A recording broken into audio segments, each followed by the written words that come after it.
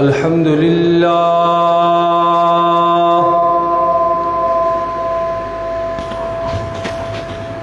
الحمد لله وكفى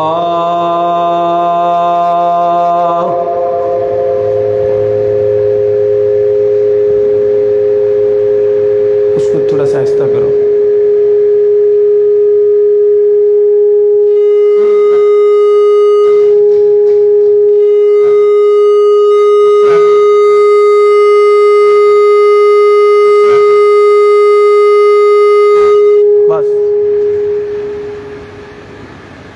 والصلاة والسلام على سيد الرسل وخاتم الأنبياء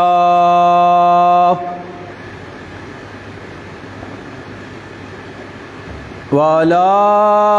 آله وأصحابه الأتقياء.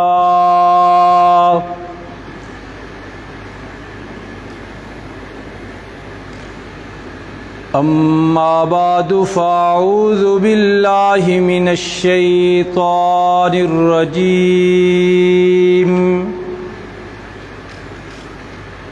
بسم الله الرحمن الرحيم.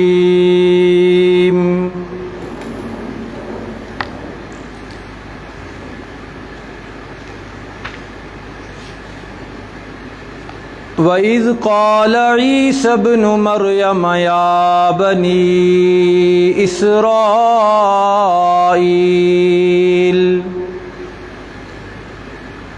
إِنِّي رَسُولُ اللَّهِ إِلَيْكُمْ مُصَدِّقًا لِمَا بَيْنَ يَدَيَّ مِنَ التَّوْرَاةِ وَمُبَشِّرًا برسول يأتي من بعد اسمه أحمد. فلما جاءهم بالبينات قالوا هذا سحر مبين.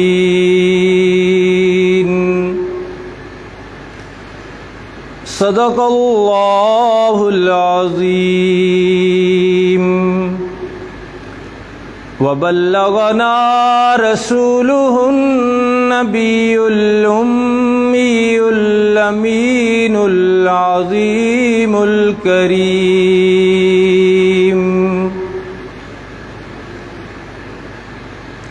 ونحن على ذلك لمن الشاهدين والشاكرين.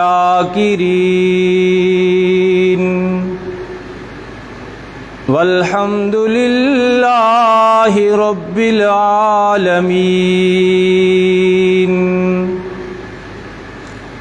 اللهم صل على محمد وعلى آل محمد كما صليت على إبراهيم وعلى آل إبراهيم إنك حميد مجيد. اللهم بارك على محمد وعلى آل محمد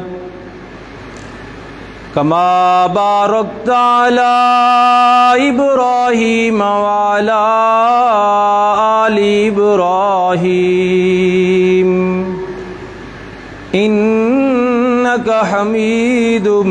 مجيد. واجب الاحترام حاضرین و ناظرین کرام،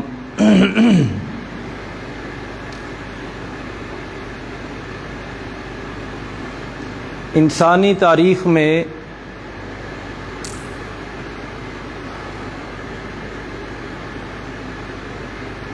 ربیع الاول کا مہینہ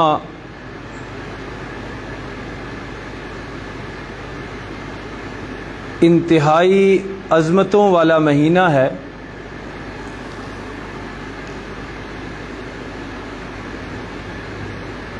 اس لیے کہ اس مہینے سے یادیں وابستہ ہیں۔ تھوڑی آواز کھولے۔ امام الانبیاء، خاتم الانبیاء جناب محمد الرسول اللہ صلی اللہ علیہ وسلم کی، تھوڑا اور کھولو تین بند کر دو، ارلے چارے بند کر دو نا، آواز تھوڑی جی کھول دو، اتو آواز کھول دو، نہیں انہوں وہ پر لگ ایسا ہاتھ لاؤ۔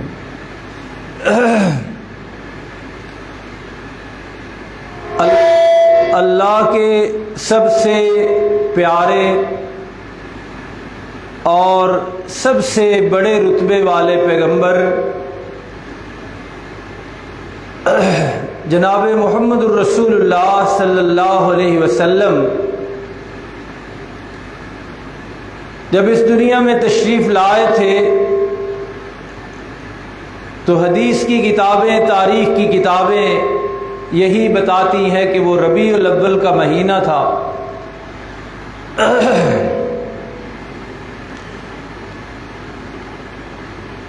آقا علیہ الصلاۃ والتسلیم کی تشریف آوری،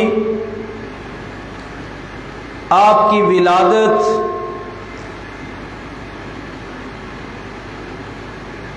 انسانی تاریخ کا سب سے بڑا اور یادگار واقعہ ہے۔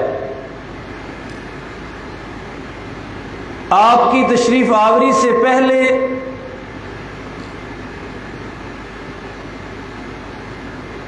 زمانے کے کیا حالات تھے،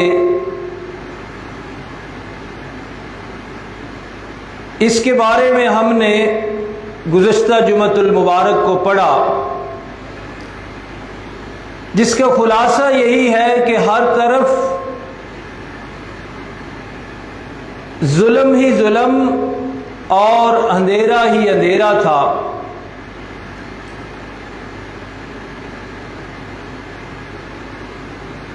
انسانیت کسی ہادی اور رہنما کے لیے ترس رہی تھی۔ انسانیت کو بڑی ضرورت تھی ایک ایسی عظیم شخصیت کی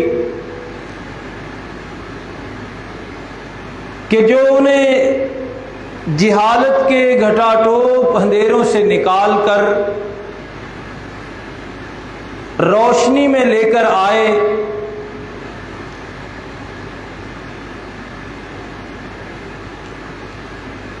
اور رب العالمین کا قاعدہ قانون اور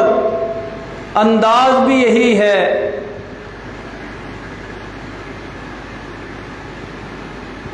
کہ جب رات پوری طرح چھا جاتی ہے، کچھ دکھائی نہیں دیتا،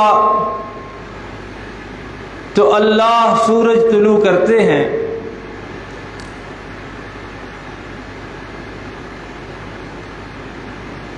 انسانی تاریخ پر بھی اسی طرح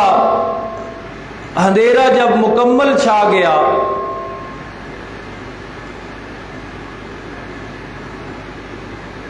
اور دنیا میں کسی بھی نبی کو آئے ہوئے 5.25 صدیاں گزر گئی تھی، ان 5.25 صدیوں میں اللہ نے کوئی پیغمبر نہیں بھیجا،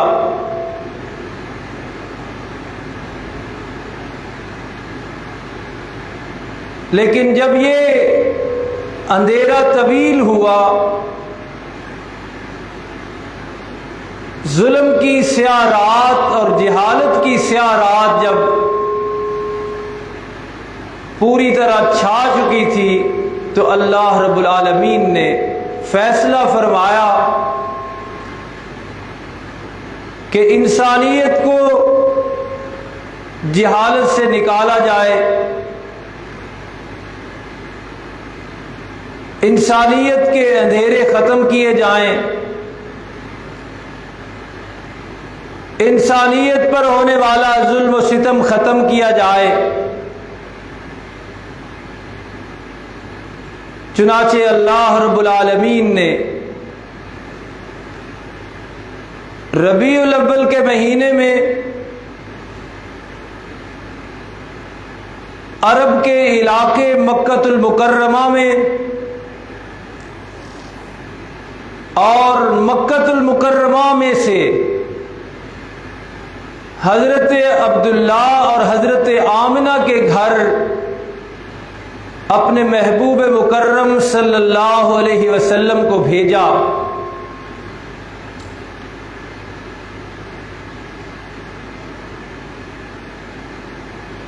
آپ کی تشریف آوری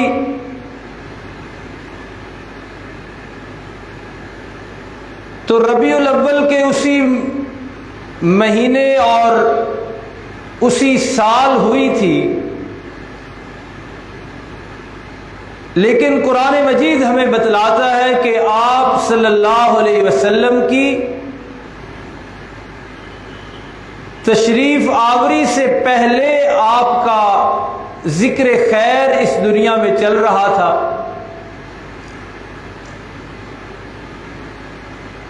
بلکہ صرف اس دنیا میں نہیں، اس عالم رنگ و بو میں نہیں، بلکہ آپ کا ذکر خیر عالم ارواح میں بھی ہوا، اور قرآن مجید اس کا نقشہ کھینچتا ہے کہ جب یہ دنیا موجود نہیں تھی، اللہ نے ابھی یہ آسمان و زمین نہیں بنائے تھے، کوئی انسان بھی ابھی معرض وجود میں نہیں آیا تھا، اس وقت اللہ نے اپنے پاک پیغمبر صلی اللہ علیہ وسلم کا تذکرہ کیا، اور تذکرہ بھی کوئی معمولی محفل اور مجلس میں نہیں، کوئی عام انسانوں کے اجتماع میں نہیں، بلکہ اس مجلس میں تذکرہ کیا، اس محفل میں تذکرہ کیا کہ جس محفل کے سارے حاضرین اللہ کے نبی تھے، اور اللہ رب العالمین نے اس محفل سے، اس مجلس سے خطاب فرمایا، اور قرآن مجید نے نقل کیا ہے، قرآن مجید میں یہ بات آئی ہے۔ تھوڑا سیٹ کرو، بولنے نہیں دینا، اے اتنے والے دو بٹن تھوڑے تھوڑے کھول دو، تھوڑے تھوڑے ارا کرو، اور کرو، انہیں زیادہ کر دو، چلو۔ چنانچہ قرآن مجید کی یہ آیت مبارکہ پہ دیکھیے، انہوں پرلے نو کرو، آخری جدے اتنے لگے ہے انہوں سیٹ کرے جے جس وقت میں بول رہا ہوں۔ فرمایا وَإِذْ أَخَذَ اللَّهُ مِيثَاقَ النَّبِيِّينَ لَمَا آتَيْتُكُم مِّن كِتَابٍ وَحِكْمَةٍ۔ عالم ارواح کی ایک مقدس اور انتہائی عظمتوں والی مجلس کا ذکر قرآن کرتا ہے۔ مجلس کے سارے حاضرین اللہ کے نبی ہیں، حضرت آدم بھی اس میں موجود، حضرت موسیٰ بھی موجود، حضرت ابراہیم و اسماعیل بھی موجود، حضرت اسحاق و یعقوب بھی موجود ہیں، حتیٰ کہ اللہ کے پاک پیغمبر صلی اللہ علیہ وسلم سے پہلے تشریف لانے والے حضرت عیسیٰ علیہ السلام بھی موجود ہیں۔ اور اس عظمتوں والی اور رتبوں والی مجلس اور محفل کا ذکر قرآن کرتا ہے، وَإِذْ أَخَذَ اللَّهُ، اللہ نے یہ مجلس اس لیے مقرر کی، اس لیے محفل سجائی تھی کہ وہاں ساری نیک روحوں سے اللہ کے پیغمبروں سے ایک وعدہ لینا تھا اللہ نے، اور وہ وعدہ تھا اللہ کے پاک پیغمبر صلی اللہ علیہ وسلم کے بارے میں۔ فرمایا اذ اخذ اللہ میثاق النبیین، یہ نبیین کا لفظ بتلاتا ہے کہ حاضرین سارے اللہ کے نبی تھے اور وعدہ لینے والی ذات اللہ کی تھی۔ کتنی عظمتوں والی محفل، کتنی رتبوں والی محفل کہ سارے نبی بیٹھے ہوئے، سارے رسول تشریف فرما ہیں، اور رسولوں کا خدا وہ ان سے وعدہ لے رہا ہے۔ اور وعدہ کیا ہے؟ فرمایا لما آتیتکم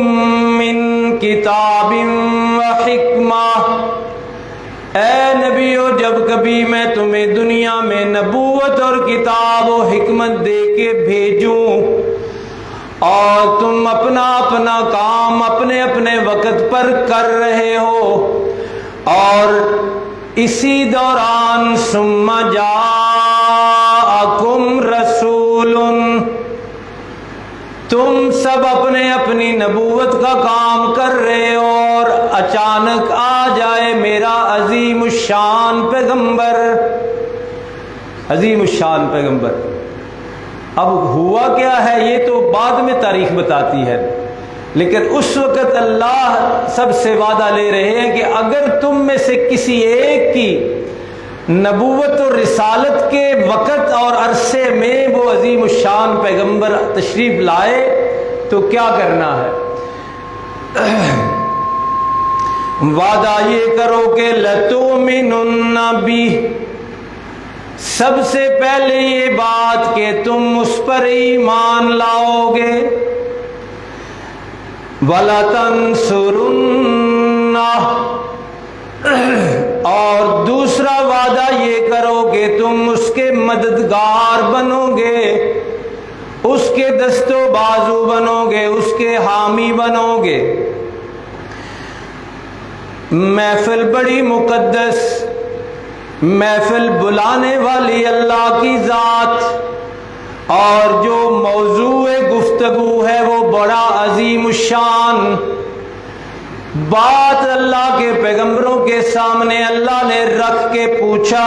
اقررتم، میری اس بات کا اقرار کیا ہے کہ نہیں تم نے؟ وَأَخَذْتُمْ عَلَىٰ ذَلِكُمْ مِصْرِي، اور جو وعدہ میں تم سے لینا چاہتا ہوں اس وعدے کا اقرار کرتے ہو یا نہیں؟ 1,00,000 سے زائد پیغمبر جتنے بھی اللہ کے سچے پیغمبر تھے سب نے بیک زبان کہا اقررنا، اللہ اتنا عظمتوں والا وعدہ تو نے لیا ہے، ہمارا اقرار ہے۔ اتنے بڑے وعدے کے لیے ہم کیوں اقرار کی زبان نہیں بولیں گے؟ تو وقت کم ہے، ذرا میں نے یہ عرض کرنا تھا کہ عالم ارواح میں اللہ کے پیغمبر کا ذکر، اور پھر قرآن حکیم ہی ہمیں ایک اور موقع بتاتا ہے، حضرت ابراہیم علیہ الصلاۃ والتسلیم اور آپ کے فرزند ارجمند حضرت اسماعیل علیہ السلام بیت اللہ کی تعمیر کر دی ہے، اللہ کا گھر بنا دیا ہے، اور گھر بنانے سے پہلے ایک طویل امتحانات سے گزر کے آئے ہیں، اللہ کی خاطر گھر چھوڑا ہے، اللہ کی خاطر والد کو چھوڑا ہے، اللہ کی خاطر نمرود سے ٹکر لی ہے، اور اللہ کے نام کی خاطر آگ میں بھی جا بسے ہیں، آگ میں بھی رہ کے آئے ہیں۔ امتحانات کا ایک سلسلہ ہے لمبا چوڑا، لیکن ان امتحانات سے فارغ ہو کے جب اللہ کا گھر بنایا تو انعام کیا مانگا؟ قرآن کہتا ہے حضرت ابراہیم اور حضرت اسماعیل علیہ السلام نے بارگاہ خداوندی میں عرض کی، ربنا وبعث فیہم رسولا، یا اللہ شہر بھی بسا دیا ہے، یا اللہ گھر بھی بنا دیا ہے، اور آبادی بھی ہو گئی ہے، سارے کاموں سے فارغ ہو گیا ہوں، ایک لفظ بھی زبان پہ نہیں آیا، جو مرضی امتحان آیا، لیکن آج میں جھولی پھیلا کے کھڑا ہوں اور عرض یہ ہے، ربنا وبعث فیہم رسولا، یا اللہ ان میں ایک عظیم الشان پیغمبر بھیج دے۔ اور یہ پیغمبر کائنات صلی اللہ علیہ وسلم سے کی تشریف آوری سے ہزاروں سال پہلے کی بات ہے، ہزاروں سال، اور بالکل قریب آ جائیے، سب سے آخری پیغمبر تو میرے اور آپ کے آقا محمد الرسول اللہ صلی اللہ علیہ وسلم ہیں، لیکن آپ سے 571 سال پہلے تشریف لائے تھے حضرت عیسیٰ، پونے 6 صدیاں پہلے، اور درمیان میں پھر کوئی پیغمبر نہیں ہے۔ پونے 6 صدیاں ولادت مبارکہ سے پہلے بھی دنیا میں ذکر ہے، عالم ارواح میں بھی ذکر میرے اور آپ کے کریم آقا صلی اللہ علیہ وسلم کا، اور حضرت ابراہیم علیہ السلام کی دعاؤں میں بھی تذکرہ، اور آقا خود فرمایا کرتے تھے کہ آنا ثمرۃ دعوت ابی ابراہیم، کہ لوگوں میں تو ہوں ہی اپنے جد امجد حضرت ابراہیم کی دعاؤں کا نتیجہ، جو آپ نے مانگی تھی کہ ایک رسول بھیج، تو وہ میں ہی ہوں۔ ایک حدیث میں ثمرۃ ابی ابراہیم ہے، اور ایک میں ہے کہ فرمایا آنا دعوت ابی ابراہیم، کہ وہ دعا مجسم شکل میں ہی ہوں جو حضرت ابراہیم نے تعمیر کعبہ کے بعد مانگی تھی۔ لیکن آپ کی تشریف آوری سے پونے 6 صدیاں پہلے ہم قرآن دیکھتے ہیں کہ حضرت ابراہیم، حضرت عیسیٰ بھی آپ کا نام لے کر ذکر کر رہے ہیں، نام لے کر۔ باقی سارے پیغمبر اللہ کی وحدانیت اور اپنی رسالت کی بات کرنے آئے تھے، خاص طور پہ حضرت عیسیٰ کو اللہ نے اس لیے بھیجا کہ جائیں میرا پیغام بھی پہنچائیں، میری توحید کا بھی اعلان کریں، میری الوہیت ربوبیت کا بھی اعلان فرمائیں، اپنی نبوت اور رسالت کا بھی اعلان کریں اور چرچا کریں۔ لیکن ان 2 ڈیوٹیوں کے ساتھ، ان 2 فرضوں کے ساتھ، تیسرا فرض آپ کے ذمے یہ ہے کہ آپ میرے تشریف لانے والے محبوب کی تشریف آوری کا تذکرہ کریں۔ چنانچہ یہ سورۃ الصف ہے، تینوں باتیں قرآن سے ہیں، کوئی ضعیف موضوع روایات نہیں، جن سے پتہ چلتا ہے ان آیات سے کہ اللہ کے پیغمبر دنیا میں تشریف ابھی نہیں لائے، اور اللہ نے ان کے ذکر خیر، ان کے چرچے، ان کے تذکرے اس دنیا میں جاری فرمائے تھے۔ چنانچہ قرآن کہتا ہے وَإِذْ قَالَ عِيسَى ابْنُ مَرْيَمَ، اے مسلمانوں وہ وقت بھی بڑا قابل ذکر ہے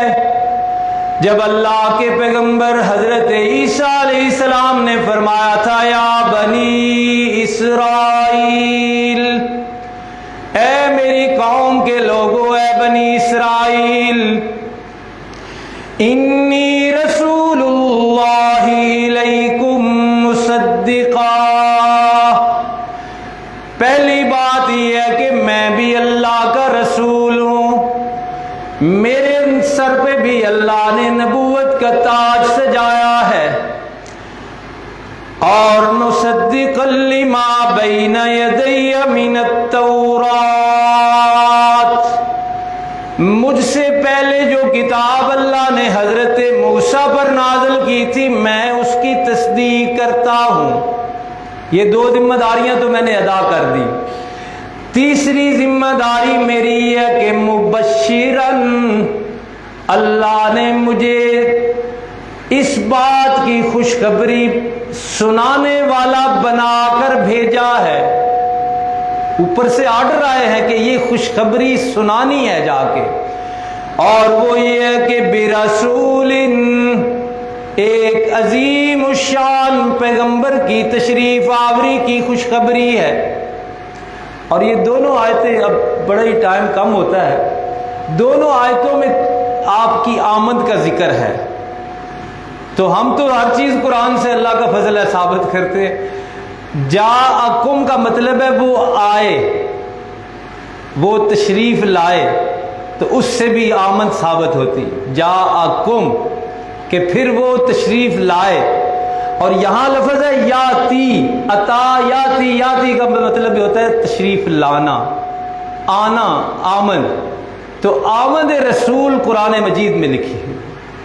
یہ دونوں لفظ ان کا عربی سے اردو ترجمہ آنا بنتا ہے، آنا، اور آمد آنے کو ہی کہتے ہیں۔ فرمایا یاتی من بعد اسمہ احمد، عظیم الشان پیغمبر میرے بعد تشریف لانے والے ہیں، اور ان کا نام نامی اس میں گرامی ہوگا احمد۔ اور اللہ کے پاک پیغمبر صلی اللہ علیہ وسلم نے فرمایا انا محمد فی الارض، کہ زمین میں میرا نام محمد ہے، اور انا احمد فی السماء، اور آسمان میں میرے تذکرے احمد کے لفظ سے ہوتے ہیں۔ تو یہ تین آیات ہمیں بتلا رہی ہیں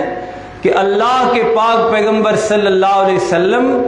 ابھی دنیا میں تشریف نہیں لائے تھے کہ آپ کا تذکرہ تھا، آپ کا ذکر تھا، آپ کا چرچا تھا، اور وہ بھی معمولی محفلوں میں نہیں، معمولی مجلسوں میں نہیں، معمولی زبانوں پہ نہیں، بلکہ اللہ کے پاک پیغمبر اور خود رب کائنات ذکر کر رہے ہیں، خود رب کائنات ذکر کر رہے ہیں۔ اللہ رب العالمین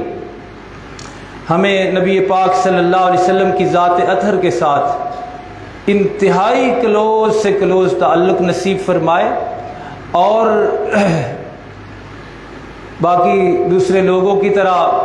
صرف سیرت پر اکتفا ہم نہیں کرتے، دعوت فکر بھی ہے کہ اتنے عظیم الشان پیغمبر کے ساتھ میرا آپ کا عملی تعلق کیسا ہے، اس پہ غور کرنا ہے کہ اللہ کے نبی کی بات آتی ہے تو پھر میں اپنی چلاتا ہوں، اپنے نفس کی، اپنے محلے کی، اپنی جماعت کی، اپنی برادری کی، یا اللہ کے نبی کی بات مانتا ہوں۔ یہاں غور کرنا ہے، سانس کا کوئی پتہ نہیں کس ٹائم رک جائے، موت کا فرشتے کا کوئی پتہ نہیں کس ٹائم آئے، لیکن تعلق بنانا ہے۔ اور آپ صلی اللہ علیہ وسلم نے فرمایا ہے، اسی حدیث پہ گفتگو ختم کرتے ہیں، آپ نے فرمایا کہ من احب سنتی، معیار اللہ کے نبی نے قائم کیا ہوا ہے، اور کوئی اختلافی بات بھی نہیں کرتا میں، لیکن معیار دیکھ لیجئے محبت رسول کا کیا ہے اور اپنا طرز عمل دیکھیے، اس کے علاوہ کوئی معیار نہیں، باقی سب کچھ غلط فہمی اور خوش فہمی ہے۔ آپ نے فرمایا من احب سنتی فقد احبنی، کہ جس نے میری سنت سے پیار کیا ہے نا، سنت سے عشق ہے، کوئی چیز اس کو اس سے آگے نہیں ہے، سب سے پہلے میری سنت ہے،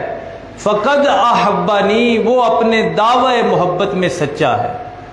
اللہ پاک ہمیں غور کی توفیق عطا فرمائے، عمل کی توفیق عطا فرمائے، وما علینا الا البلاغ۔